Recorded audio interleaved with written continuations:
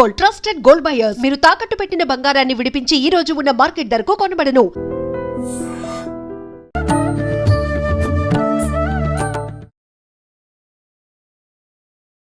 నమస్కారం, welcome to I dream. ధర్మ మార్గం విత్ విజిత కార్యక్రమానికి స్వాగతం. ప్రస్తుతం మనతో పాటు ఉన్నారు ప్రముఖ జ్యోతిష్య పండితులు, ఆధ్యాత్మికవేత్త సుభాష్ శర్మ గారు. ఇప్పుడు గురుగారితో మాట్లాడదాం.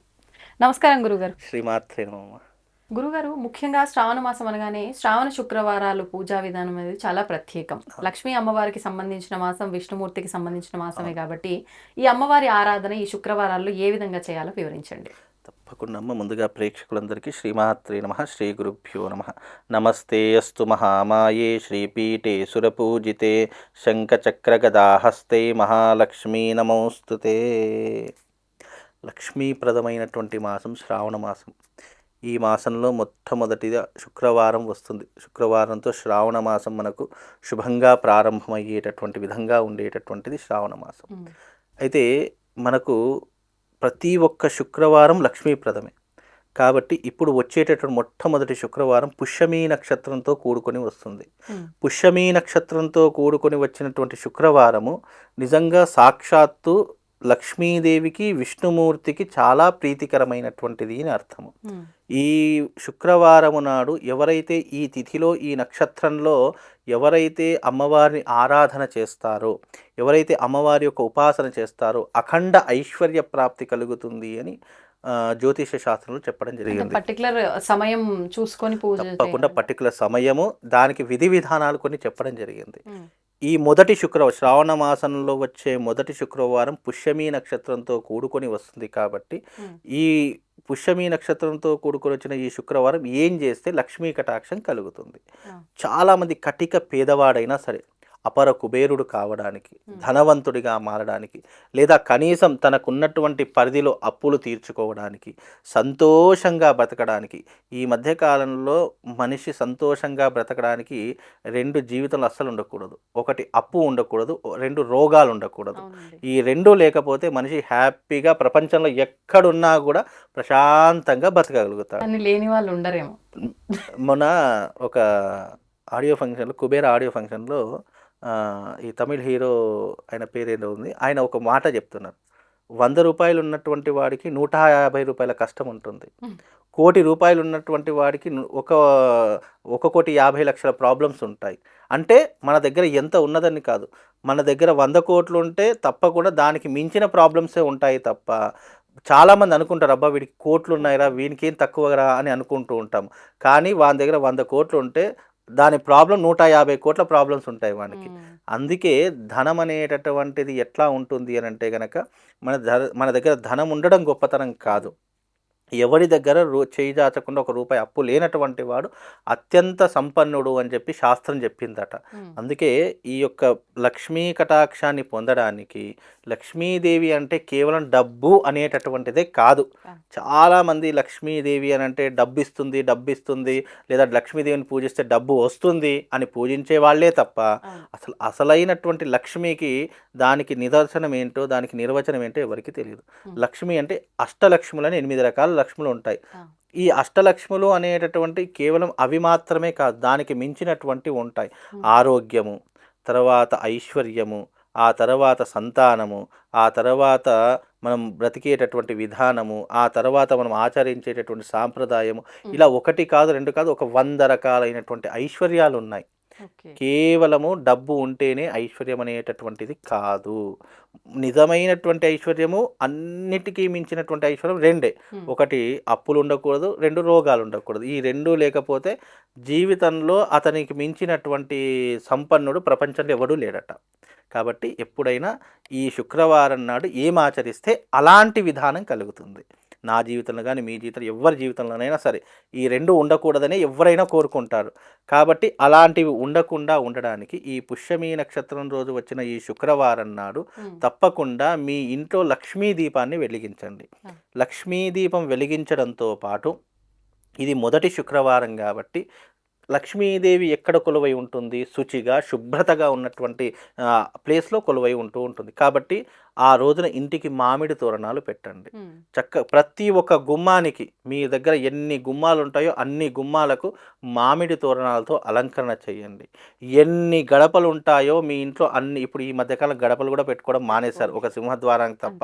కాబట్టి ఎన్ని గడపలుంటాయో అన్ని గడపలు కడిగేసేసేయండి. చక్కగా శుభ్రపరచుకొని, చాలామంది ఏం చేస్తారు, నీటితో శుభ్రపరుస్తారు, కానీ పాలతో శుభ్రపరచుకోవాలి. పచ్చి పాలతో చక్కగా, ఆవు పాలు, అవి కూడా మామూలుగా గేదె పాలు వాడకూడదు. శుభకార్యానికి దేనికైనా, అంటే పూజలకు కానివ్వండి, మనం ఏదైనా శుభకార్యం, ఆవు పాలే ప్రధానం. కాబట్టి ఆవు పాలు ఒక చిన్న గిన్నెలో ఆవు పాలు తీసుకోండి. మొదటగా నీళ్ళతో కడిగేసేయండి, ఎందుకంటే ఆ చెమురు ఉంటుంది కాబట్టి నీళ్ళతో కడిగేసేసేయండి. దాని తర్వాత ఆవు పాలతో కడిగేసి మళ్ళీ నీళ్ళతో కడిగేసిన తర్వాత కేవలం పసుపుతో మాత్రమే ముగ్గు వేయాలి. చాలామంది ముగ్గు పిండి వాడుతూ ఉంటారు ఈ క్రషర్స్లో. ఆ ముగ్గు పిండి వాడకుండా కేవలం పసుపుతో మాత్రం ముగ్గులు వేసి చక్కగా దానిపైన పువ్వులతో అలంకరణ చేసేసి, ఆ గుమ్మానికి ఇరువైపులా మొదటి శుక్రవారం వస్తుంది కాబట్టి 2 దీపాలు వెలిగించండి. ఇక్కడ ఒక దీపము, ఇక్కడ ఒక దీపము. మధ్యలో ఏం చేస్తారు అని అంటే కనుక, కాస్త నవధాన్యాలు తీసుకోండి.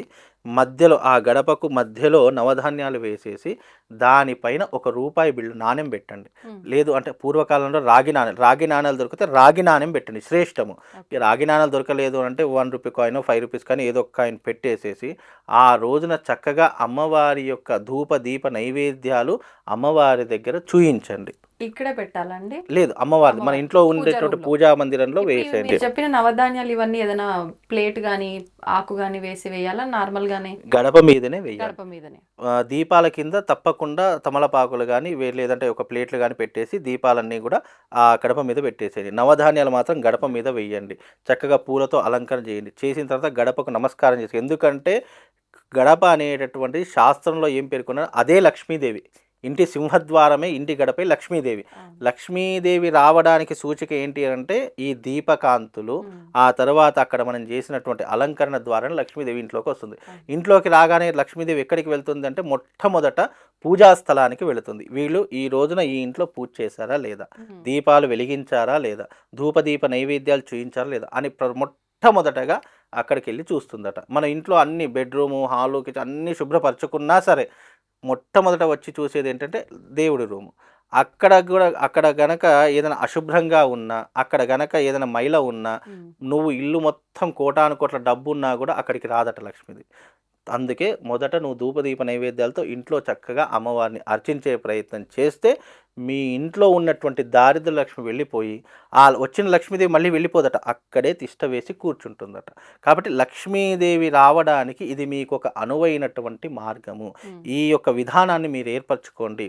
వీలైతే ఆ రోజున ఎవరికైనా పసుపు బొట్టు ఇచ్చేటటువంటి ప్రయత్నం చేయండి. చిన్నపిల్లలకు కానీ, కన్నె పిల్లలకు కానివ్వండి, లేదా ముత్తైదులకు కానివ్వండి. ఆ రోజున ఒక 2కో 5గురికో ఎంతో కొంత ఒక 2 అరటిపళ్ళు, ఇంత రవిక కనుమ ఇచ్చేసి వాళ్ళ యొక్క ఆశీర్వాదాన్ని తీసుకోండి. అంతకు మించినటువంటి ఐశ్వర్యం ఇంకోటి లేదు. ఇప్పుడు మీరు సమయం అన్నారు కదా, కరెక్ట్ గా ఇప్పుడు ఈ గడప పూజ కానివ్వండి, ఇంట్లో పూజ, సాయంకాలం ప్రదోష ఇల్లు మొత్తం ఉదయకాలం మామిడి తోరణాలతో అన్ని అలంకరణ చేసేసుకొని చక్కగా ఇల్లంతా శుభ్రపరచుకొని సాయంకాలం ప్రదోష కాలంలో ఈ యొక్క విధానాన్ని ఎవరైతే ఆచరిస్తారో వీళ్ళు ఈ నెలాఖరికి వచ్చేసరికి అప్పులన్నీ తీర్చుకుంటారు. గోల్డ్ లోన్లు ఉన్న వాళ్ళు గోల్డ్లు మళ్ళీ బంగారం ఇంకోటి ఏంటంటే దీంట్లో ఆశ్చర్యం, బంగారం ఎవరికైతే తాకట్టులో ఉంటుందో అలాంటి వారు కూడా బంగారం విడిపించుకోవడానికి, మీకు ఐశ్వర్య ప్రాప్తి కలగడానికి కూడా ఈ యొక్క పూజా విధానం ఉపయోగపడుతుంది. ఈ రకమైనటువంటి పద్ధతిని చేసుకోండి. పుష్యమి నక్షత్రంలో చేసినటువంటి ఫలితం ఏదైతే ఉంటుందో అది అనంతంగా మారి మీ జీవితాన్ని తప్పకుండా మార్చేటటువంటి ప్రయత్నం. ఒక్కొక్క మనిషి జీవితంలో మనిషి యొక్క జాతకం మారాలి అంటే తిథి, వార, నక్షత్ర, ముహూర్త, యోగ, కరణాలు ఇవన్నీ కూడా సమృద్ధిగా ఉన్నటువంటి రోజున ఏదైతే మనం పని మొదలు పెడతామో అది రెట్టింపు ఫలితాన్ని మనకు అందజేసేటటువంటి గొప్పనైనటువంటి విధానం ఈ పూజా విధానం. ఈ రకమైన విధానం మొదటి శుక్రవారమేనా, మిగతా శుక్రవారం? మొదటి శుక్రవారం. ఎందుకంటే నక్షత్రంతో కూడుకున్నటువంటి విధానాన్ని బట్టి పూజా విధానాలు చేంజ్ అవుతాయి. ఇది పుష్యమి నక్షత్రంతో కూడుకొని వస్తుంది. 25వ తారీఖు శుక్రవారం వస్తుంది కాబట్టి 25వ తారీఖు రోజున మీరు ఈ విధానాన్ని పాటించండి. దీనివల్ల ఎలాంటి ప్రయోజనం కలుగుతుందంటే అప్పులు క్లియర్ అయిపోతాయి, డబ్బు రావడానికి మీకు అనుసంధానం అవుతూ ఉంటుంది. అలాగే మీ జీవితంలో మీకున్నటువంటి గృహ సమస్యలు ఏవైతే ఉన్నాయో అవన్నీ కూడా తీరిపోవడానికి కారణమవుతుంది. మీరు పూజలు పునస్కారాలు చేసినటువంటి పుణ్య ఫలితం అంతా కూడా ఒక్కరోజు ఖాతాలో జమ అయిపోతుంది. అలాగే ఈ నెలంతా చేసినటువంటి పూజా ఫలితము ఈ పుష్యమి నక్షత్రంలో చేసినటువంటి ఫలితం అంతా కూడా ఒకే సమయంలో మీకు దక్కుతుంది. కాబట్టి ఎవరైతే ఈ పూజా విధానాన్ని చేసుకుంటారో తప్పకుండా అనుకున్నటువంటి కోరిక నెరవేరేటటువంటి విధానం ఈ రోజుకు కలుగుతుంది. కాబట్టి వచ్చే ఈ పుష్యమి నక్షత్రం రోజున ఈ పూజా విధానాన్ని చేసుకుంటే తప్పకుండా మీ అందరికీ శుభం లాభంతో పాటు అదృష్ట యోగము అలాగే ఆ అమ్మవారి యొక్క అనుగ్రహం రెండు కూడా కలుగుతాయమ్మా. ధన్యవాదాలండి. శ్రీవార్త. దీన్ని తవ్వండి, తవ్వుతూనే శివలింగం. సరే దాన్ని అట్లా కప్పేసేయండి, చూపించదండి. Krishna is there. మూర్తి పూజ కాదు, సాక్షాత్ బ్రజేంద్ర నందన భగవాన్ ఉన్నారు మూర్తిలో. ఏమీ ఆశించకుండా ఆరాధించే వాళ్ళు కూడా ఉన్నారా ప్రభుజీ? నిజమైన భక్తి అంటే మనకు తెలియదు కాబట్టి